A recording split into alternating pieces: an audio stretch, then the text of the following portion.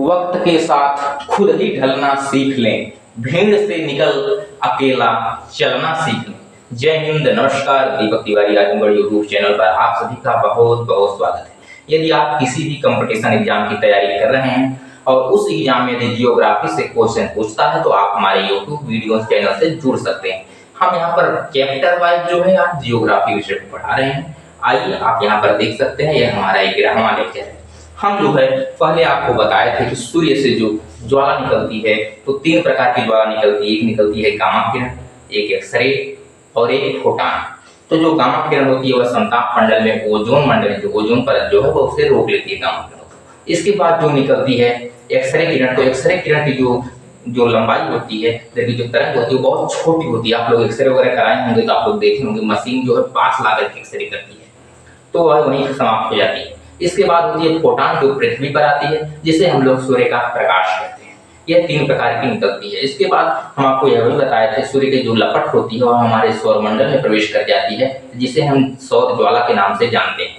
इसके बाद हम यह देखते हैं कि सौर ज्वाला जो है पृथ्वी के ऊपर से यदि निकल जाती है, वायुमंडल में देखा जाए तो आयन मंडल से टकरा करके वह ऊपर चली जाती है, उसे हम ऑरोरा बोरियोलिस के नाम से जानते हैं। और जो नीचे से निकल के चली जाती है आयन मंडल से टकरा करके, तो इसे हम ऑरोरा ऑस्ट्रियोलिस के नाम से जानते हैं। यह भी बताया था हम आप लोगों को। आइए इसके बाद सीधा हम चलते हैं अपने सौरमंडल में सूर्य के पास। क्या? सूर्य के पास। जैसे मान लीजिए हमारा है सूर्य, यह है सूर्य सन, ठीक। इसके बाद जो हमारा ग्रह है उसका नाम है, इस ग्रह का नाम है बुध। क्या नाम है इसका? इसका नाम आप लोग जानते ही होंगे, बुध है। यह क्या है? यह इसका नाम है बुध। यह सबसे छोटा ग्रह है। क्या है? सबसे छोटा ग्रह। सौरमंडल का सबसे छोटा ग्रह बुध। सौरमंडल का सबसे छोटा ग्रह बुध। पूरे सौरमंडल का सबसे छोटा ग्रह कौन है? बुध। और यह सबसे कम समय में जो है सूर्य की परिक्रमा कर लेता है। सबसे कम समय क्या करता है? सूर्य की परिक्रमा कर लेता है। क्यों कर लेता है? क्योंकि यह सूर्य के सबसे नजदीक है।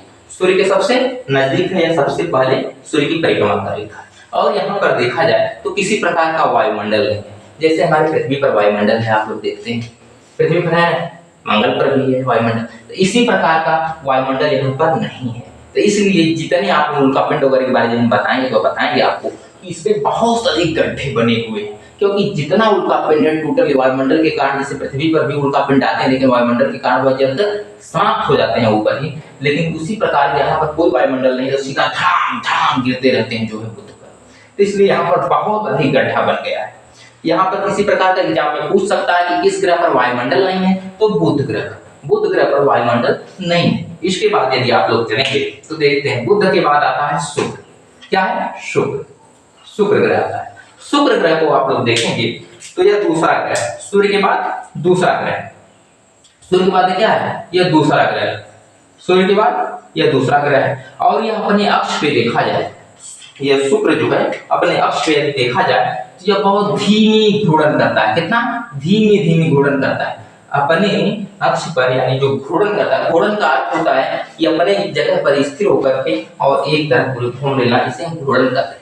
और परिक्रमा का अर्थ यह होता है कि दूर से किसी की परिक्रमा, आप लोग गए होंगे गांव वगैरह में, आपकी यज्ञ वगैरह हुई होगी, वहां पर आप लोग देखे होंगे जहां पर एक कार्य होता है, उस पंडाल के गोल गोल आप लोग घूमते हैं, तो वह क्या कहलाता है? वह परिक्रमा कहलाता है। और अपनी जगह एक ही जगह खड़े होकर के घूमना क्या कहलाता है? घूर्णन कहलाता है। तो पूरे सौरमंडल में जितने ग्रह हैं, ग्रहों में देखा जाए तो सबसे अधिक समय लेता है अपने अक्ष पर घूर्णन करने के लिए, वह है शुक्र। शुक्र कितने दिनों में? 243 दिनों में लगभग क्या करता है? अपना घूर्णन पूरा करता है। यह है शुक्र। और सूर्य से देखा जाए तो यह दूसरे नंबर का ग्रह है। क्या है? दूसरे नंबर का। और इसे हम सबसे चमकीला ग्रह भी कहते हैं। क्यों? क्योंकि यहाँ पर देखा जाए तो बादल वगैरह पाए नहीं जाते हैं, तो जितना सूर्य का प्रकाश आता है तो फिर वह तुरंत निकल नहीं पाता है। क्यों नहीं? CO2 के कारण। यहाँ पर CO2 की क्या है? अधिकता है। CO2 की क्या है? अधिकता है। तो इसलिए प्रकाश आने को तो आ जाता है लेकिन बाहर जा नहीं पाता है, इसलिए हम लोग इसे चमकीला ग्रह भी कह देते हैं।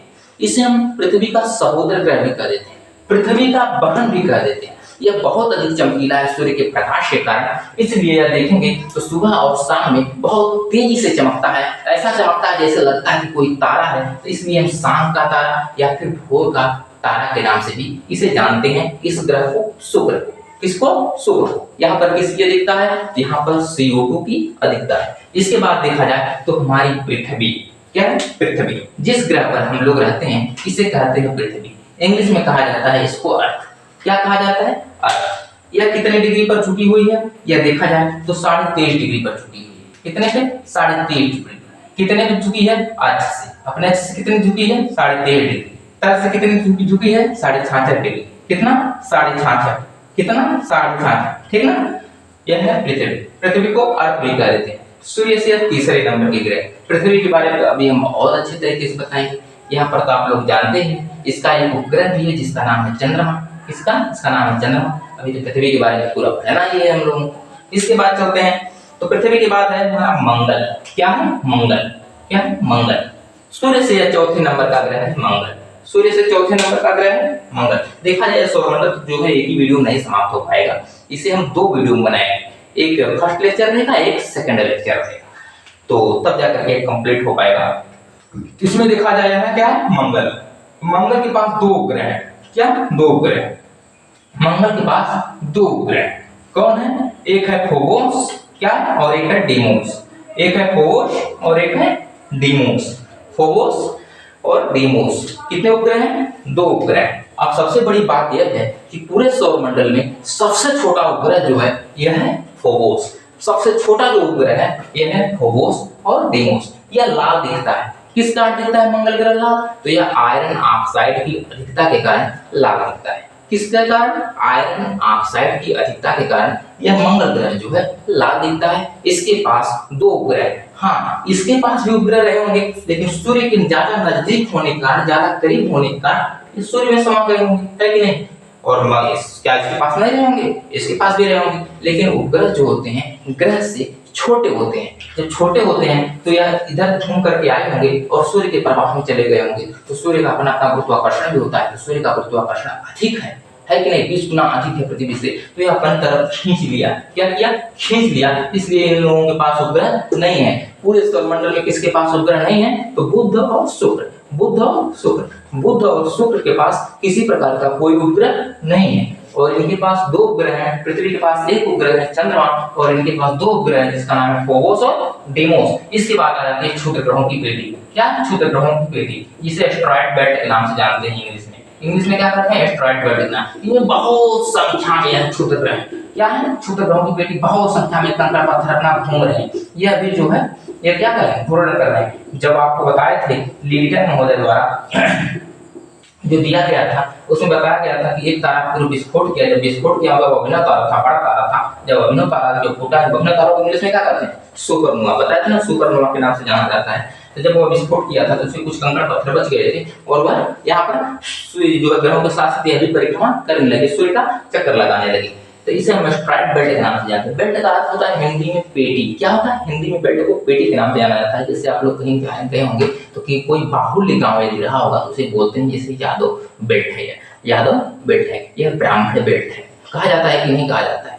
तो इसी प्रकार यहाँ पर यह यादव यहाँ पर जो एस्टेरॉयड बेल्ट के नाम से जानते हैं, क्षुद्र ग्रहों की पेटी के नाम से जाना जाता है।